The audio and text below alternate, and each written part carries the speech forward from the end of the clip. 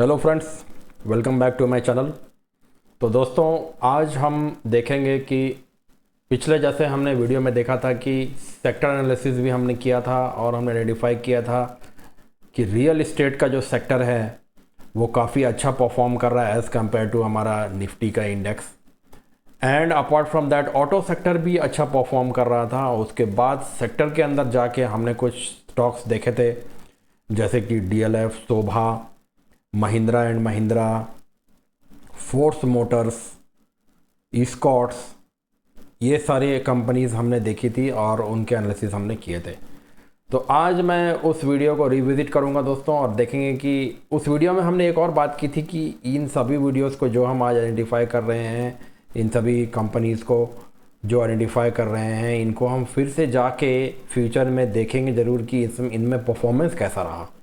तो आज हम ये देखते हैं कि इनमें कैसा परफॉर्मेंस चल रहा है। फ़िलहाल तो अभी मार्केट तो ऑनगोइंग ही है, अभी इनमें जो मूव है वो ऑनगोइंग है, मगर फिर भी हम देख लेते हैं कि परफॉर्मेंस कैसा रहा, हमारा एनालिसिस सही रहा या गलत रहा। और उसके साथ हम ये भी देखेंगे कि इस बीच में, इस दौरान और कौन से सेक्टर्स जो हैं वो ऊपर उभर के आए हैं और उनमें कौन से स्टॉक्स बन रहे हैं देखने लायक। तो दोस्तों, ये डीएलएफ का शेयर है। मैं चलता हूँ हमारे पुराने वीडियो में जो मैंने कुछ समय पहले ही शेयर किया था। तो ये है हमारे पास वीडियो। तो देखिए, ये वीडियो मैंने कुछ समय पहले ही शेयर किया था दोस्तों। कब की बात है? ये 2-3 दिनों की बात है। ठीक है, यहाँ टाइम दिखाएगा शायद 29 मार्च। एक मिनट, क्या टाइम है ये? 20 समथिंग कुछ तो यहाँ पे नहीं आ रहा है डेट। बट हाँ, अगर आप इसमें जाएंगे तो broad index to sector to specific stock analysis, ये वीडियो करके मैंने शेयर किया था। एनीवेज, आइए देखिए, इस वीडियो के अंदर में मैंने बहुत सारे वीडियोस की बात करी थी। साउंड को यहाँ पे मैं म्यूट कर देता हूँ। सबसे पहले देखिए, यहाँ डीएलएफ कंपनी की बात मैंने की थी, जो कि इस लेवल पे था, 877 के लेवल पे था।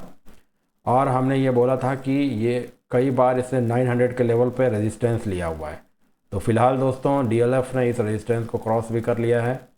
इसके साथ हमने और भी कई कंपनीज़ की बात की थी, जैसे महिंद्रा एंड महिंद्रा की यहाँ पे हमने बात की थी। ठीक है, 2950 के लेवल पे था ये, एक मंथली रेजिस्टेंस के पास ही था ये। और इसके साथ हमने बात की थी स्कॉट्स कंपनी की, भी हमने बात की थी। स्कॉट्स कंपनी में हमने क्या बताया था? स्कॉट्स कंपनी में उस वक्त क्या लेवल था? 4079 का लेवल था स्कॉट्स कंपनी में।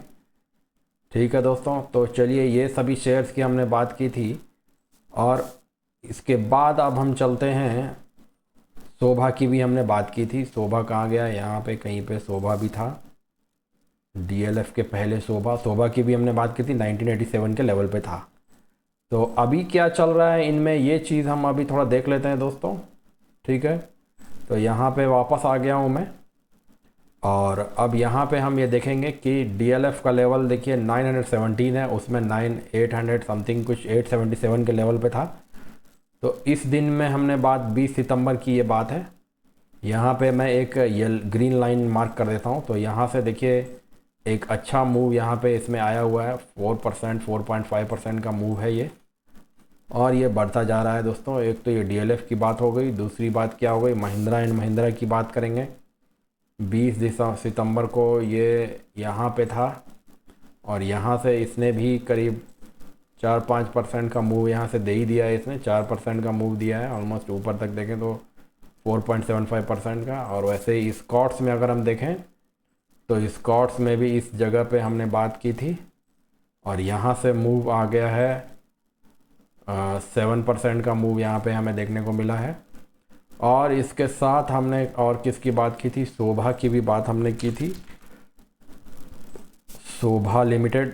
तो शोभा लिमिटेड में की बात हमने की थी यहाँ पे 20 तारीख को, यहाँ पे बात की थी हमने।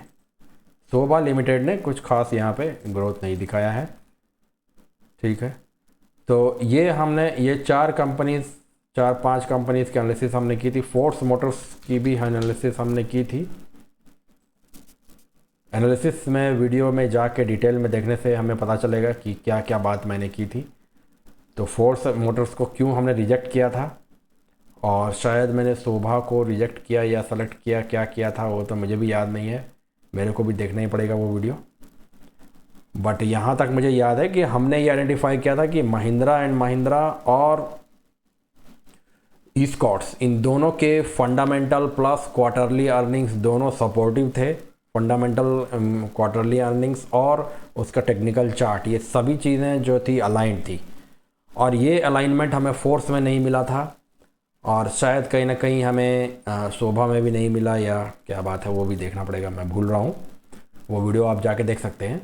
तो यहाँ पे फोर्स मोटर में हम देख सकते हैं कि अलाइन नहीं होने का क्या असर पड़ता है कि 20 सितंबर के बाद से ये ऊपर नहीं जा पाया है अभी फ़िलहाल।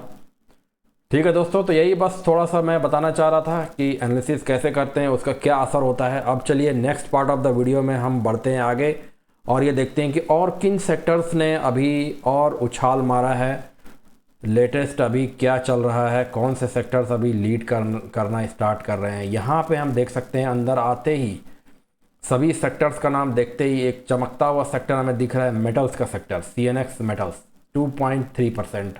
आज का पार्टिकुलर डे का यहाँ पे हमें इंक्रीज़ यहाँ पे देखने को मिल रहा है मेटल्स के सेक्टर में। और आप देखिए कि यहाँ पे एक ट्रेंड लाइन भी हमें कहीं ना कहीं ब्रेक होता हुआ दिख रहा है, ट्रेंड लाइन भी ब्रेक होता हुआ दिख रहा है। बड़ा ही सॉलिड टाइप का कैंडल बना है आज के पार्टिकुलर दिन 24 तारीख को।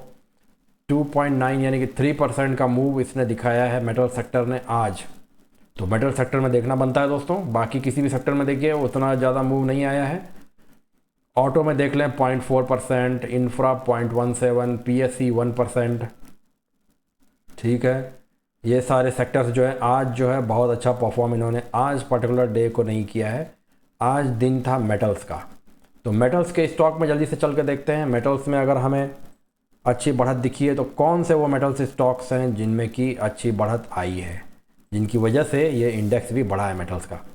यहाँ पे हम देख सकते हैं दोस्तों वेलस्पन कॉर्प हम देख सकते हैं यहाँ पे एक अच्छी बढ़त दिखाता हुआ। और यहाँ पे देखिए क्या हम यहाँ पे एक ट्रेंड लाइन बना सकते हैं। ये एक ट्रेंड लाइन अगर हम इसे मान लें तो इस ट्रेंड लाइन को इसने यहाँ पे ब्रेक भी कर दिया है, बहुत ही अच्छे वॉल्यूम के साथ ब्रेक किया है और एकदम ऑल टाइम हाई पे है ये।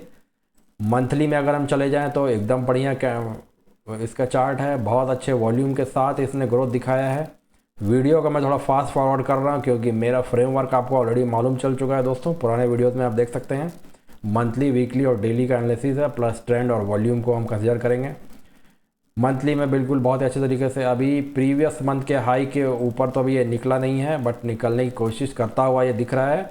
नीचे तक आकर के प्रीवियस मंथ के लो के नीचे ये नहीं गया है, प्रीवियस मंथ के रेंज के अंदर ही ये अभी ट्रेड कर रहा है। ये है मंथली। फिर वीकली में अगर हम देखें तो वीकली में ये एक रेजिस्टेंस लेवल के ऊपर ये निकल चुका है, प्रीवियस वीक के ऊपर भी ये अभी ट्रेड कर रहा है। ये देखिए इस वीक के ऊपर अभी ट्रेड कर रहा है, तो वीकली में ये पॉजिटिव है, मंथली में ये not positive not negative, positivity की तरफ बढ़ता हुआ वीकली में पॉजिटिव। और डेली में हम देख सकते हैं कि पूरी तरह से ये पॉजिटिव है आज के दिन। तो ये बहुत ही अच्छा दिख रहा है हमें वेल्सपन। हम इसे जल्दी से screener.in में भी हम देख लेंगे, बट सबसे पहले तो हम सभी कंपनी को देख लेते हैं। वेल्सपन हमें अच्छा दिख रहा है, वेदांता कंपनी भी हमें अच्छी दिख रही है, मगर वेदांता कंपनी में यहाँ हमें क्लियरली दिख रहा है कि इस लेवल पे एक रेजिस्टेंस है जहाँ उसके नीचे कई बार यहाँ पे सेलिंग आ चुकी है। इधर देखिए इस लेवल पे, यहाँ पे इधर में इस पूरे जोन में जो है वो यहाँ पे धमाकेदार सेलिंग आ रही है। तो जब तक ये इस जोन के ऊपर नहीं निकले, इस पर्टिकुलर ग्रीन लाइन के ऊपर 480 के ऊपर नहीं निकले, तब तक आप इसे नहीं बोल सकते हैं कि ये बुलिश है। और फिर से मैं एक बार अपना डिस्क्लेमर दे दूँ दोस्तों कि ये जो भी स्टॉक्स की बातें हम यहाँ पे कर रहे हैं ये सिर्फ लर्निंग फोकस वीडियो है, बिल्कुल भी बाय सेल का रिकमेंडेशन नहीं है। अपना बाय सेल का जो भी आपको मन है खरीदने या बेचने का, कृपया अपने फाइनेंशियल एडवाइज़र से सलाह लेने के बाद ये डिसीज़न लें। चलिए, ये वेदांता कंपनी हमें अच्छा दिख रहा है। मंथली में हम देख सकते हैं, मंथली में ये एक रेजिस्टेंस लेता हुआ दिख रहा है। इस रेजिस्टेंस को अगर ये निकाले तो एक अच्छा मूव ऊपर की तरफ आ सकता है। कई बार ये रेजिस्टेंस लिया है 480 के लेवल पे, जैसा कि अभी हमने डेली में भी देखा, मगर ये प्रीवियस रेजिस्टेंस एक और लॉन्ग टाइम रेजिस्टेंस भी इसका यहीं पे है, इसी लेवल पे है। देखिए यहाँ पे अगर मैं इस लाइन को ऐसे कर दूँ, एकदम टॉप पे पहुँचा दिया मैंने। ये 494 का इसका रेजिस्टेंस भी है इस लेवल पे, लॉन्ग टाइम रेजिस्टेंस। मंथली में हमें ये दिख रहा है कि ना ही ये नेगेटिव है ना ही ये पॉजिटिव है, प्रीवियस मंथ के रेंज के बाहर निकलता हुआ दिख रहा है ये हमें। वीकली में हम देख सकते हैं कि वही खेल वीकली में भी चल रहा है, रेजिस्टेंस ही ले रहा है, ये प्रीवियस वीक के ऊपर निकलता हुआ दिख रहा है, ना ही प्रीवियस वीक के रेंज में ये ट्रेड कर रहा है। प्रीवियस वीक का जो रेंज है वो यहाँ पे हमें क्लियरली दिख रहा है, ये है रेंज हमारे प्रीवियस वीक का। ठीक है, वेदांता में ये बात हो गई। अब डेली में अगर हम देख लें, इसको मैं डिलीट करता हूँ।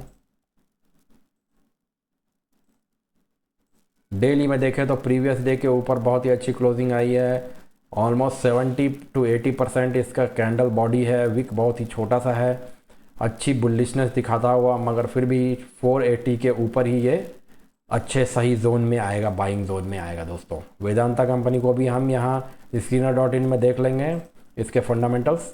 फ़िलहाल अब हम चलते हैं आगे और नेक्स्ट देखते हैं कौन सी कंपनी अच्छी दिख रही है हमें। हिंद कॉपर भी हमें यहाँ पे अच्छी दिख रही है, बहुत सारे मेटल्स के स्टॉक्स अच्छे दिख रहे हैं दोस्तों, इसी वजह से मेटल इंडेक्स ने आज 3% की बढ़त दिखाई है। हिंद कॉपर में भी हम यहाँ देख सकते हैं बहुत ही अच्छी बढ़त देखने को मिल रही है। हिंद कॉपर में बस यही है कि ये एक फ्यूचर्स और ऑप्शंस वाला एक स्टॉक है, तो इसमें बहुत सारे उतार चढ़ाव जो हैं वो बहुत ज़्यादा रहते हैं। मगर यहाँ पे भी अगर हम देखें, ध्यान से देखें, तो इस लेवल के नीचे कहीं ना कहीं इसे कई बार रेजिस्टेंस का सामना करना पड़ा और इसमें सेलिंग कई बार आई है।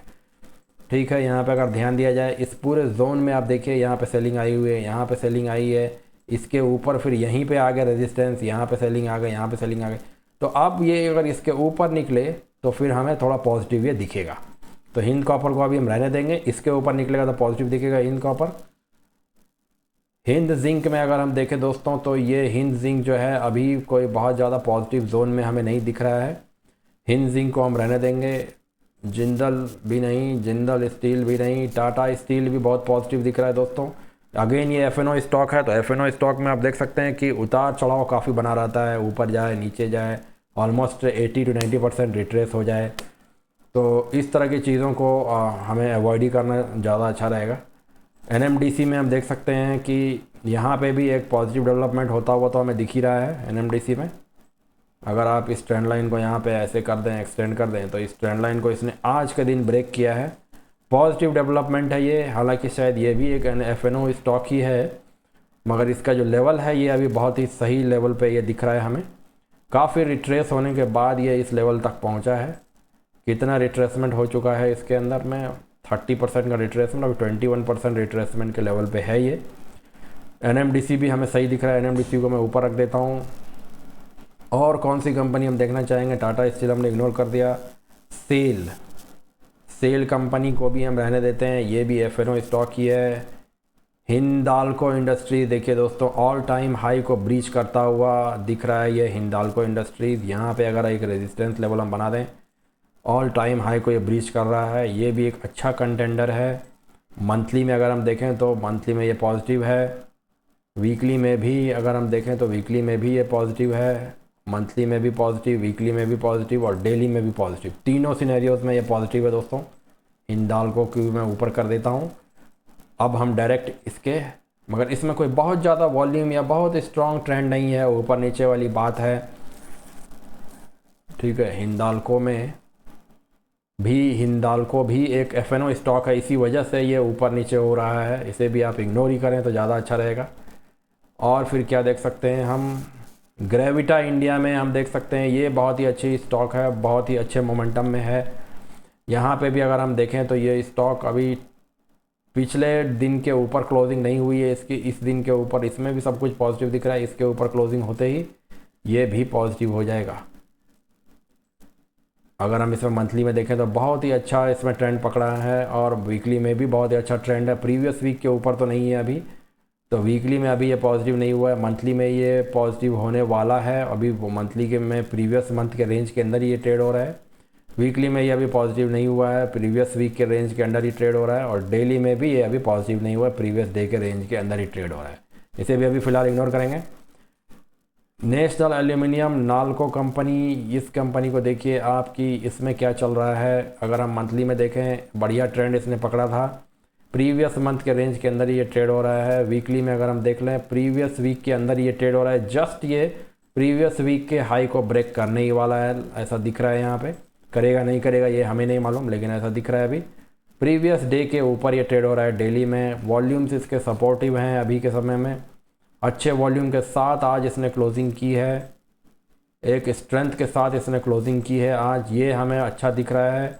इसके साथ हम यहाँ पे कोई ट्रेंड लाइन भी अगर बनाना चाहें तो इस ट्रेंड लाइन को भी इसने पॉजिटिवली ब्रेक करके रीटेस्ट करके यहाँ पे इसने इसको रीटेस्ट भी कर लिया है ट्रेंड लाइन को, डिमांड भी इसे मिला है और उसके बाद ये ऊपर बढ़ना स्टार्ट किया है। तो नेशनल एल्यूमिनियम में भी, अब नेशनल एल्यूमिनियम भी जो है ये एक एफएनओ स्टॉक है दोस्तों, मगर इसमें भी अगर ऐसे करके इसमें बढ़त एक्सपेक्ट की जा सकती है। फिर से मैं बता दूं कि ये बाय सेल रिकमेंडेशन बिल्कुल भी नहीं है, ये जस्ट हम एनालिसिस के लिए, सीखने के लिए हम देख रहे हैं दोस्तों, ताकि आप खुद ही सक्षम बने, खुद से डिसीज़न लें और खुद ही अपने स्टॉक्स स्क्रीन करके सेलेक्ट करके बाय सेल कर लें। नेशनल एल्यूमिनियम में सही दिख रहा है दोस्तों। नेशनल एल्यूमिनियम को मैं यहाँ पे ले आता हूँ, उसके साथ ग्रेविटा हमने इग्नोर कर दिया है, सेल को भी हमने इग्नोर कर दिया है क्योंकि सेल जो है ये भी एक एफएनओ स्टॉक ही है। अभी सेल ने प्रीवियस स्विंग हाई के ऊपर भी क्लोजिंग अभी नहीं की है, हम इसे अभी इग्नोर कर रहे हैं। और क्या है, एपीएल अपोलो ट्यूब्स, इसके स्टॉक को हम इग्नोर ही करेंगे क्योंकि बहुत ज़्यादा उतार चढ़ाव हमें पसंद नहीं है, जिसमें हमें कुछ बेनिफिट नहीं मिले वो उसको देखने से कोई फ़ायदा नहीं है। तो यहाँ पे कितने कंपनीज हमारे पास आ गए हैं देख लीजिए। हमारे पास इस सेक्शन में 1 2 3 4 5 कंपनीज हमारे पास आ गए हैं दोस्तों। 5 अच्छे स्ट्रॉन्ग कंपनीज हैं हमारे सामने। फटाफट इनका हम देख लेते हैं फंडामेंटल्स कैसे हैं इनके। सबसे पहले मैं आ गया हूँ वेल्सपन में, 18,900 करोड़ का इसका मार्केट कैप है, book value 214, 3 times the book value ये अभी ट्रेड हो रहा है। उसके साथ स्टॉक का पी जो है वो हमें दिख रहा है 15.9, 16 टाइम्स पी अर्निंग्स ये ट्रेड हो रहा है, ठीक है, और 3 टाइम्स बुक वैल्यू ये ट्रेड हो रहा है। तो बहुत ज़्यादा कॉस्टली तो ये नहीं दिख रहा है हमें, इट्स रीज़नेबल। और बाकी पीयर्स के साथ अगर हम कंपेयर करें तो हमें पता चलेगा। It is largest manufacturer of large diameter pipes, ये सभी मेटल्स के कंपनीज हैं, पाइप बनाती है ये कंपनी। पीयर्स में अगर हम देखें तो आप देखें वेल्सपन का 16 का पी है और बाकी लोगों का पी आप देखिए, टाटा स्टील का 125, जेएसडब्ल्यू का 34, मीडियन पी ही 25 है दोस्तों। तो यहाँ पे अभी स्कोप है हमारे पास ग्रोथ के लिए, देख सकते हैं वेरी क्लियरली। तो it is good for us. आप देखें जल्दी से अर्निंग्स में हम देख रहे हैं कि जून क्वार्टर इसका सबड्यूड रहा है, तो क्या पहले के जून क्वार्टर इसके सबड्यूड ही रहे हैं। यहाँ पे देखें 1300 करोड़, यहाँ पे फिर से 1300 करोड़, जबकि मार्च में 2000 करोड़ था। उसके बाद फिर यहाँ देखें 4000 करोड़, मार्च में 4000 करोड़, यहाँ पे 4000 करोड़ था, फिर यहाँ पे 3000 करोड़। तो कहीं ना कहीं जून क्वार्टर में हमें यहाँ 2022 में 2021 में कमी तो हमें थोड़ी दिखी रही है यहाँ पे। तो एक क्वार्टर जो है ये हमारे लिए बहुत ज़्यादा अलार्मिंग नहीं होना चाहिए। प्रॉफिट बिफोर टैक्स इसने मैनेज किया हुआ है, ऑपरेटिंग प्रॉफिट इसने मैनेज किया हुआ है, एक्सपेंसेस इसने कम कर लिए हैं, इसकी वजह से कुछ बहुत ज़्यादा असर तो पड़ा नहीं है हमारे सेल्स कम होने पर भी। नेट प्रॉफिट 248 करोड़ का इसने दिखा दिया है, कंपनी ने इसको अच्छी तरह से मैनेज किया है। पीएनएल में अगर हम देखें तो मार्च 2024 में बहुत ही अच्छा ग्रोथ यहाँ पे देखने को मिला। देखिए दोस्तों ऑलमोस्ट डबल हो गया है इसका सेल्स, 2023 से 2024 में सेल्स हो गया है डबल। कंपनी का नाम है वेल्सपन कॉर्प। वेल्सपन कॉर्प को फिर से ओपन करेंगे। वेल्सपन कॉर्प में मार्च 2023 के बाद क्या हुआ है यहाँ पे, ये देखिए हम यहाँ पे आ गए मार्च 2024 के बाद से। मार्च 2024 के बाद से यहाँ पे हमें अच्छा इंक्रीमेंट तो देखने को मिला ही है, ठीक है। यहाँ पे अगर हम देख लें, यहाँ से अगर हम देखें तो 34% इंक्रीज़ इसने दिखाया है, बिल्कुल दिखाया है इंक्रीज़, लेकिन ग्रोथ जो हुआ है वो 100% का ग्रोथ है। ऑलमोस्ट 90% का यहाँ पे सेल्स में ग्रोथ है मार्च 2023 टू 24, बहुत इंप्रेसिव। ऑपरेटिंग प्रॉफिट तो 3 टाइम्स हो गया, ऑपरेटिंग प्रॉफिट इज़ 3 टाइम्स, और नेट प्रॉफिट जो है वो तो 5 टाइम्स हो गया है यहाँ पे। वाह, गजब का जंप इसने दिखाया है, अच्छा पोटेंशियल यहाँ पे बनता है, एक स्प्रिंग इफेक्ट यहाँ पे देखने को मिल सकता है। 10 ईयर्स कंपाउंडेड सेल्स ग्रोथ 8% है, बहुत ही डिसेंट है। प्रॉफिट ग्रोथ जो है वो 32% है, प्रॉफिट ग्रोथ तो बहुत ही अच्छा है। CAGR compounded annual growth rate 25% on an average है 10 ईयर्स का, बहुत अच्छा। रिटर्न ऑन इक्विटी 9% है, थोड़ा कम दिख रहा है हमें, मे भी कैचअप कर ले बाद में। और हम यहाँ क्या देख सकते हैं, रिजर्व्स एंड बोरोइंग्स यहाँ पे कम हो गया, वाह बहुत ही अच्छी बात। 2023 में इसकी बोरोइंग्स 3000 करोड़ हुआ करती थी, 2022 में 2000, उसके पहले 1000 से 2000 से 3000, 1000 करोड़ बढ़ गया यहाँ पे बढ़ गया 1000 crore as compare to previous year. यहाँ पे सरप्राइजिंगली 1000 करोड़ कम हो गया इसका बोरोइंग हो गया है कम, रिजर्व्स हो गए ज़्यादा। All the more and more positive for the company, even better for the company. अब हम यहाँ पे और क्या देखना चाहेंगे, cash flow from operating activities यहाँ पे हमें 1300 करोड़ का दिख रहा है, बहुत ही अच्छी बात है। बाकी चीज़ों को हमें ध्यान से बहुत ज़्यादा देखने की ज़रूरत नहीं है। Promoter share holding is intact, यहाँ पे थोड़ा कम हुआ था, वापस फिर से इन्होंने मार्च 2024 में बाय कर लिया है। देखिए प्रमोटर्स का स्टेक देखिए दोस्तों, दिसंबर 2023 में कम था, मार्च 2023 में इन्होंने बाय कर लिया है, बढ़ा दिया है अपना स्टेक, थोड़ा सा ही बढ़ाया है, मे बी 0.2% ही बढ़ाया इन्होंने, लेकिन फिर भी बढ़ाया तो है। कहीं ना कहीं इनको और ज़्यादा कॉन्फिडेंस आ रहा है, क्योंकि हमारे नंबर्स अच्छे हैं, हमारे फिगर्स अच्छे हैं, तो मे बी हमें अप्रिसिएशन मिल सकता है अगर हम अभी स्टॉक परचेज़ करें, यही उनका सोच होगा शायद। FIIs का स्टेक भी ठीक है, बढ़ता ही जा रहा है समय के साथ। बाकी DIIs का थोड़ा कम हुआ है और पब्लिक का स्टेक इसमें बढ़ रहा है। चलिए ठीक है, ये सब बातें हमने देख ली। Welspun corp is coming very good, अच्छा दिख रहा है हमें। वेदांता अब नेक्स्ट देखते हैं हम। वेदांता कंपनी बड़ी कंपनी, 1,83,000 करोड़ 84,000 करोड़ की कंपनी है। Book value 5 times the book value ये ट्रेड हो रही है, ठीक है। और P में 29 टाइम्स ऑफ अर्निंग्स ये ट्रेड हो रही है अभी। रिटर्न ऑन कैपिटल एम्प्लॉय 21% है, return on equity 11%, dividend yield. चलिए ये क्या काम करती है, largest it is a diversified natural resource group engage in exploring, extracting and processing minerals and oil and gas, ठीक है। और इसके साथ क्या है, engage in exploration, production, sale of zinc, lead, silver, copper, aluminium, iron ore and oil and gas. बहुत सारा business है इसका, बहुत बड़ी कंपनी है ये वेदांता कंपनी। फटाफट जल्दी से चलते हैं क्वार्टरली सेल्स में, देखते हैं। सेल्स इन लाइन है प्रीवियस क्वार्टर के, जल्दी से आगे बढ़ेंगे। प्रॉफिट तो डबल ही हो गया, कहीं ना कहीं इन्होंने अपने कॉस्ट पे कमी की है, थोड़ा 1000 करोड़ बचा लिया। उसके साथ इन्होंने क्या किया है कि अदर इनकम थोड़ा सा बढ़ा लिया इन्होंने 600 करोड़, इसकी वजह से इनका नेट प्रॉफिट बढ़ गया। ऑपरेटिंग प्रॉफिट हमें क्या दिख रहा है यहाँ पे, और क्या हम देख सकते हैं यहाँ पे, ये क्वार्टरली था, अब यहाँ पे हम आ गए हैं मार्च 2024 का। यहाँ पे थोड़ा हमें कमी दिख रही है प्रॉफिट में एज़ कम्पेयर टू, बट बहुत ही मार्जिनल डिक्रीज़ है, सिर्फ 5000 करोड़ का डिक्रीज़ है। लैक्स में 5000 करोड़ का कुछ खास असर तो नहीं दिखेगा। ऑपरेटिंग प्रॉफिट जबकि उन्होंने मैनेज किया है, एक्सपेंसेस को कम कर लिया है, तो it is in line with previous years figures. बाद में नेट प्रॉफिट जो है इनका थोड़ा कम हो गया है, कहीं पे इनके कुछ तो बढ़ गया, क्या बढ़ गया भाई, इंटरेस्ट कॉस्ट इनका बढ़ गया है, कुछ लोन वोन ले लिए शायद ज़्यादा।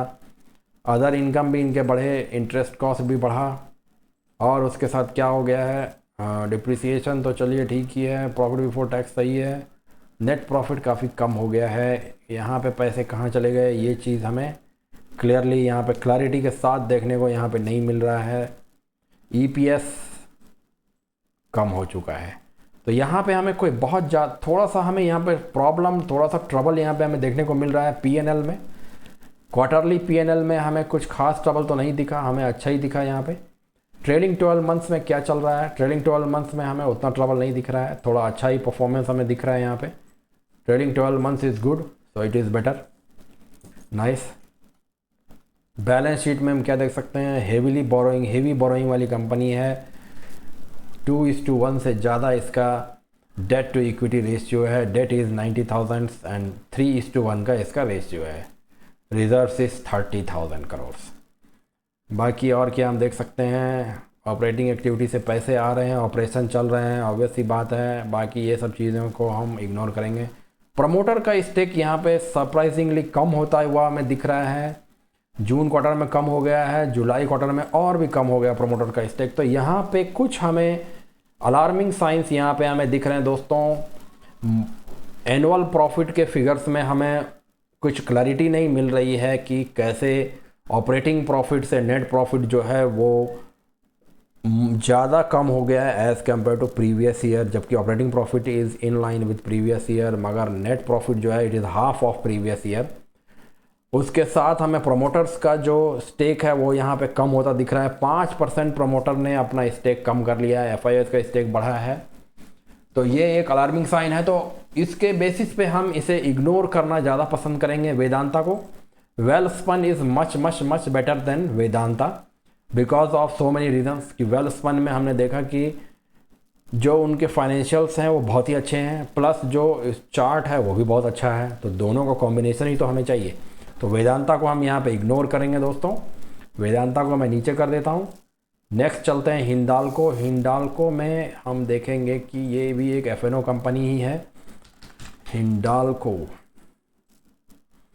1,61,000 ऑलमोस्ट वेदांता के जितना बड़ा ये कंपनी है। बुक वैल्यू 500 और मतलब कि 1.5 टाइम्स द बुक वैल्यू ये ट्रेड हो रहा है अभी। और यहाँ पे पी जो है वो 15 है, यानी 15 टाइम्स अर्निंग का ये ट्रेड हो रहा है अभी। रिटर्न ऑन कैपिटल एम्प्लॉयड 11 है, रिटर्न ऑन इक्विटी 10 है। बहुत ज़्यादा इसमें बहुत ही ये थोड़ी हेवी कंपनी है, थोड़ी बड़ी कंपनी है, इसे मूव करने में समय लगेगा और इसमें एक्सप्लोसिव ग्रोथ हमें नहीं मिलेगा। यहाँ पे आप देख सकते हैं क्यों, क्योंकि return on equity, return on capital employed 10% के आसपास है और इसी वजह से इतनी बड़ी है ये कंपनी कि इसके पी रेशियोज़ वगैरह भी कम ही देखने को मिल रहे हैं। जहाँ मीडियन पी हमने देखा था 25 के आसपास है, वहाँ इसका पी सिर्फ 15 है। हम अभी देख लेते हैं कि प्रॉफिट वगैरह कैसे फिगर्स हैं इसके, क्या काम करती है ये कंपनी। It is engage production of aluminium and copper, also engage manufacturing of aluminium sheet extrusion light gauge products for use of packaging markets, use in packaging markets like beverage, food, can, foil products. ठीक है, तो top global producer आप देख सकते हैं यहाँ पे top 5 aluminium producers है इन द वर्ल्ड। कॉपर में भी इसके हाथ हैं, कई सारे काम, मेटल्स की कंपनी है, बहुत सारे काम करी। जल्दी आगे बढ़ेंगे। क्वार्टरली सेल्स हम देख सकते हैं प्रीवियस क्वार्टर से ज़्यादा अच्छा है, बहुत ही अच्छी बात है। ऑपरेटिंग प्रॉफिट भी इम्प्रूव हुआ है प्रीवियस क्वार्टर से। इसको अगर हम प्रीवियस ईयर के क्वार्टर से भी सेलेक्ट क्रॉस चेक करें तो वो भी इम्प्रूव हुआ है। प्रॉफिट बिफोर टैक्स भी इम्प्रूव हो रहा है। ठीक है, नेट प्रॉफिट जो है वो थोड़ा कम हो गया है। कहाँ चले गए पैसे, ये चीज़ हमें देखनी पड़ेगी, क्या बात है, डिटेल में जाना पड़ेगा। But it is in line, 100 crore की कमी है, कोई इसमें बड़ी बात नहीं है, इट्स ओके, एक्सेप्टेबल। सेल्स में हम देख रहे हैं 2,15,000 करोड़, थोड़ा कम हो गया है प्रीवियस ईयर से, लेकिन ठीक है, नॉट मच डिफरेंस, सिर्फ 7,000 करोड़ का डिफरेंस है। ऑपरेटिंग प्रॉफिट बढ़ ही गया है, एक्सपेंसेस इसने कम कर लिए, अच्छी बात है। और क्या हमें यहाँ पे देखने को मिल रहा है, other income is in line with previous year, depreciation ठीक है, profit and loss, profit before tax 14,000 crore in line with previous year, net profit in line with previous years, और जो ट्रेलिंग 12 मंथ्स का है वो भी इन लाइन विद प्रीवियस ईयर। तो not much यहाँ पे बहुत ज़्यादा इंक्रीमेंट या बहुत एक्सप्लोसिव ग्रोथ हमें देखने को नहीं मिल रहा है जो हमें वेल्सपन में देखने को मिला था दोस्तों। इन्हीं सब फैक्टर्स से, इन्हीं सब छोटे छोटे माइन्यूट डिटेल्स से आप ये डिफ्रेंशिएट कर सकते हैं कि कौन सी कंपनी सही है और कौन सी कंपनी सही उतनी सही नहीं है। कॉम्परेटिव एनालिसिस हम यहाँ पे कर रहे हैं। आप देख सकते हैं 10 ईयर कंपाउंडेड सेल्स ग्रोथ 16, इसका स्लो है ग्रोथ 9%, यहाँ पे 10%, 10 ईयर्स का 17% है। प्रॉफिट ग्रोथ अच्छा है। CAGR 10 ईयर्स का 16% है, not bad, which is good. Return on equity 9% है, ये थोड़ा कम है, इसमें पोटेंशियल है काफ़ी बढ़ने का, मगर बढ़ नहीं पाया है अभी। रिजर्व्स एंड सरप्लस बहुत हैं, बोरोइंग्स कम है। यहाँ पे डेट टू इक्विटी देख सकते हैं आप, वेदांता से ज़्यादा अच्छी ये कंपनी है। वेदांता के केस में 3:1 था, यहाँ पे आप देख सकते हैं कि 0.5 है डेट टू इक्विटी। और हम आगे बढ़ेंगे। Cash flow from operating activities, बिल्कुल अब पैसे जनरेट हो रहे हैं कोर बिजनेस से, कोई डाउट की बात ही नहीं है। शेयर होल्डिंग पैटर्न फटाफट देख लेते हैं, बिल्कुल इंटैक्ट है, तो यहाँ पे ज़्यादा अलार्मिंग फैक्टर्स नहीं है एज़ कम्पेयर टू वेदांता। तो this is okay, this is good, this is not bad, this is good. Hindalco is good, Hindalco has gone above the previous resistance level of 714, it has closed above this resistance level, बहुत ही positive development है, no problem here. NMDC में चलते हैं। NMDC limited 65,000 crore की company, 87 है 3 times जो book value ये ट्रेड हो रहा है अभी 224, ठीक है, बहुत ही डिसेंट है। पी बहुत ही कम है, 11 पी है। काफ़ी चीप लग रही है ये कंपनी, चीप इन द सेंस की लो कॉस्ट जिसको बोलते हैं, हमें एक बार्गेन टाइप की दिख रही है हमें। ROC रिटर्न करना 31%, रिटर्न ऑन इक्विटी 24%। ये देखिए क्या इसमें गजब का पोटेंशियल यहाँ पे हमें देखने को मिल रहा है। NMDC का बहुत ही कम यहाँ पे PE है, 11 PE है, मीडियन PE ही 27 है। आगे बढ़ते हैं, क्वार्टरली सेल्स में यहाँ थोड़ी सी कमी हमें देखने को मिल रही है, 1000 करोड़ की कमी है यहाँ पे, काफ़ी कमी है यहाँ पे, कमी हुई है यहाँ पे। नेट प्रॉफिट इन्होंने मैनेज कर लिया है, और अदर इनकम आ गया है इनको कहीं कहीं से। अदर इनकम में ठीक है, अदर इनकम तो in line with previous years है। अच्छा, इन्होंने अपना एक्सपेंसेस पे कंट्रोल कर लिया है, 1000 करोड़ वहाँ पे कंट्रोल कर लिया, तो प्रॉफिटेबिलिटी अफेक्ट नहीं हो पाया, इट्स अ गुड थिंग। अब हम आगे चलते हैं सेल्स में। सेल्स ट्रेलिंग 12 मंथ्स भी अच्छा है, और मार्च का फिगर भी प्रीवियस ईयर के फिगर से ज़्यादा अच्छा था।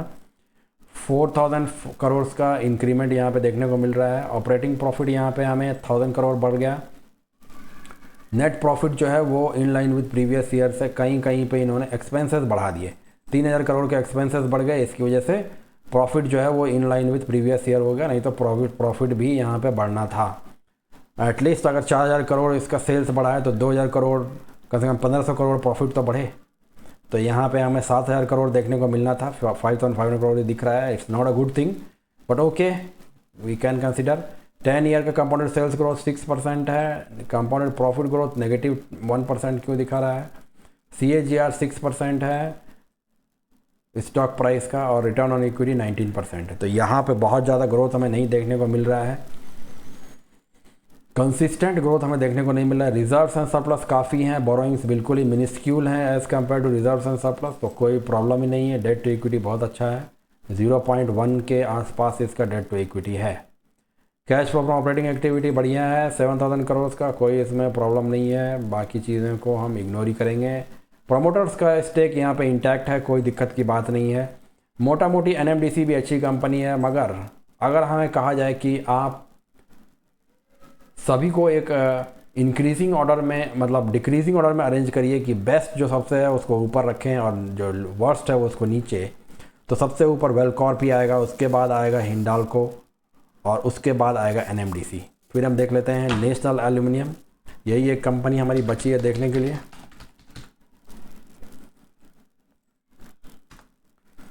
नेशनल एल्यूमिनियम कंपनी 35,000 करोड़ की कंपनी है, कम है मार्केट कैप, ग्रोथ की संभावना ज़्यादा दिख रही है। 80 बुक वैल्यू है, ऑलमोस्ट 2 टाइम्स इसका ट्रेड हो रहा है ये, it is not so costly. और यहाँ 17 का PE है, this is also not so costly, 17 times earnings ये ट्रेड हो रहा है 18 times. Return on capital employed 17 है, रिटर्न ऑन इक्विटी 13 है, this is not so, return on capital employed is okay. Return on equity में अभी scope हमें दिख रहा है।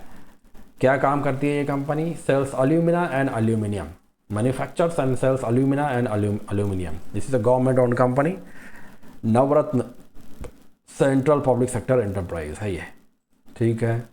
अब हम आगे बढ़ते हैं, यहाँ पे हम क्या देखेंगे, पीआर कंपैरिजन में हम देख लें, मीडियन P 29 है, इसका P 17.6 है, अभी स्कोप है यहाँ पे। सेल्स में हम देख सकते हैं जून क्वार्टर का सेल्स जो है वो थोड़ा कम दिख रहा है हमें मार्च के मुकाबले, बट क्या हर एक जून क्वार्टर का सेल कम होता था? यहाँ पे देखें 2400, फिर यहाँ बढ़ गया, ठीक है, कम ही था यहाँ पे। ये देखिए 3700 कम है यहाँ पे प्रीवियस क्वार्टर से, फिर यहाँ पे देखें 3100 प्रीवियस क्वार्टर से कम है, उसके बाद फिर यहाँ पे देखें प्रीवियस क्वार्टर से। This is not alarming, this is a normal thing. June quarter has always been less than the previous quarters, तो इट्स नॉट अलार्मिंग। अब हम देख लें जल्दी से कि प्रॉफिट में क्या चल रहा है। प्रॉफिट वगैरह सब ठीक है as per the sales, profit is fine. Net sales, net profit में देखें 13,000 करोड़, थोड़ा यहाँ पे प्रॉफिटेबिलिटी कम हो गई नेशनल एल्यूमिनियम में। इनफैक्ट मार्च 2022 के बाद से इसकी प्रॉफिट्स बढ़े, इसके सेल्स बढ़े नहीं हैं। 2023 में भी sale figure was same, and 2024 में sales figure has reduced by 1000 crore. अब उसके बाद इन्होंने कहीं ना कहीं मैनेज कर लिया है, अदर इनकम में 400 करोड़ यहाँ पे इन्होंने बढ़ा दिया है, और उसकी वजह से प्रॉफिटेबिलिटी इनकी बढ़ गई, नेट प्रॉफिट इनकी बढ़ गई 1500 करोड़ से 22,000 करोड़ तक बढ़ गई है, मगर सेल्स तो कम ही हुआ है। तो कोर बिजनेस की हम बात करेंगे, अदर इनकम को हम कंसिडर नहीं करेंगे क्योंकि अदर इनकम से हमारा लेना देना नहीं है। आप कंपनी बाय कर रहे हैं क्योंकि ये कंपनी एल्यूमिनियम बना रही है। अब अदर इनकम में वो क्या बेच रही है, क्या बना रही है, हमें नहीं मालूम, क्योंकि ये बहुत ही मिनिस्क्यूल पोर्शन है। Out of this 13,000 crore it is only 600 crore. इसीलिए अदर इनकम की वजह से अगर इसके प्रॉफिट बढ़ जाए तो that is not to be considered. इस हिसाब से इसकी प्रॉफिट्स बहुत ज़्यादा अच्छे नहीं हैं, इसके सेल्स अच्छे नहीं हैं। ट्रेलिंग 12 मंथ्स में भी सेल इसके बहुत ज़्यादा अच्छे नहीं हैं। तो कहीं ना कहीं यही एक रीज़न है कि ये कंपनी बहुत अच्छा परफॉर्म नहीं कर पा रही है। चार्ट में भी अगर हम देखें तो ये काफ़ी समय से कंसोलिडेट कर रही है। इनफैक्ट ये अप्रैल 2024 से ये बढ़ी ही नहीं है। ये कंपनी ऑलमोस्ट आधा साल से ऊपर हो गया, ये कंपनी बढ़ी नहीं पा रही है बेचारी। अप्रैल यानी कि मार्च के अंदर में इसका रिज़ल्ट आया है, मतलब मार्च क्वार्टर का रिज़ल्ट जो है वो जून के आसपास आएगा, मगर लोगों को पहले से मालूम है। उसके बाद अच्छा गिरावट भी इसमें देखने को मिला और ये बढ़ी नहीं पा रही है। आप ये गहराई में जाके आप देख सकते हैं कि क्यों कोई कंपनी नहीं बढ़ती है और कोई कंपनी बहुत तेज़ी से बढ़ती है। 10 ईयर्स का कमोडिटी सेल्स ग्रोथ आप देख सकते हैं 7%, प्रॉफिट ग्रोथ 11% 10 ईयर्स का, और ये है 13%। It is decent. Sales growth is too low. इतना जो मार्केट कैप की ये कंपनी है, if I am not wrong 35,000 crore था। 35,000 करोड़ के हिसाब से सेल्स ग्रोथ इसमें और ज़्यादा हो सकता था, और ज़्यादा सेल्स ग्रोथ होने से और ज़्यादा इन्वेस्टर्स इसको पसंद करते हैं। चलिए फिर और आगे बढ़ते हैं। हम कहाँ पे थे, कहाँ चले गए हम लोग। क्वार्टरली हमने देख लिया है, यहाँ पे आए प्रॉफिट एंड लॉस भी हमने देख लिया है। हाँ, यहाँ पे थे हम लोग। 10 ईयर्स रिटर्न ऑन इक्विटी 11%, इसीलिए कम है क्योंकि ये कम हो गया है। कंपाउंडेड सेल्स ग्रोथ जो है वो कम है। अब आगे बढ़ते हैं। बैलेंस शीट में हम देखें रिजर्व्स वगैरह, इस एरिया में से कोई प्रॉब्लम नहीं है, अच्छे रिजर्व्स हैं, सरप्लस हैं, कोई डेट भी नहीं है। ऑपरेटिंग एक्टिविटीज़ में पैसे जनरेट हो रहे हैं, दैट इज़ ऑल फाइन। ज़्यादा पैसे जनरेट करने की कोशिश करनी है। Share holding pattern is intact, इसमें भी कोई अलार्मिंग सिचुएशन नहीं है। तो मोटा मोटी कंपनी तो ठीक है, but previous quarter, previous year और ट्रेलिंग 12 मंथ, इन सभी में परफॉर्मेंस इसका कम है। हालांकि ये बहुत ज़्यादा कॉस्टली नहीं है as compare to peers, but performance नहीं है तो फिर आप कैसे इसमें ट्रस्ट करेंगे, इस पर विश्वास करेंगे, भरोसा करेंगे। तो इस कंपनी को अभी आप बाहर ही रखिए। तो हम ये कर देंगे कि इसको यहाँ ले आएंगे, अलग सेक्शन में ले आते हैं। ये 3 कंपनी अच्छे दिखे हमें, वेलकॉर्प, हिंडाल्को, NMDC। यही हमारा एनालिसिस रहा दोस्तों। इसके साथ हमारा एनालिसिस कंप्लीट हो गया कि हमने यही देख लिया कि फंडामेंटल्स प्लस टेक्निकल, इन दोनों का समन्वय जहाँ पे हमें दिखता है, वहीं पे हमें एक्सप्लोसिव ग्रोथ देखने को मिलती है, वहीं पे अप्रिसिएशन देखने को मिलती है, और वही एरिया है हमारे रहने के लिए। चलिए दोस्तों, ठीक है, इसके साथ ये वीडियो मैं यहाँ पे क्लोज़ करता हूँ। फिर से मिलते हैं एक नए वीडियो के साथ जल्दी ही। Thank you very much, bye bye.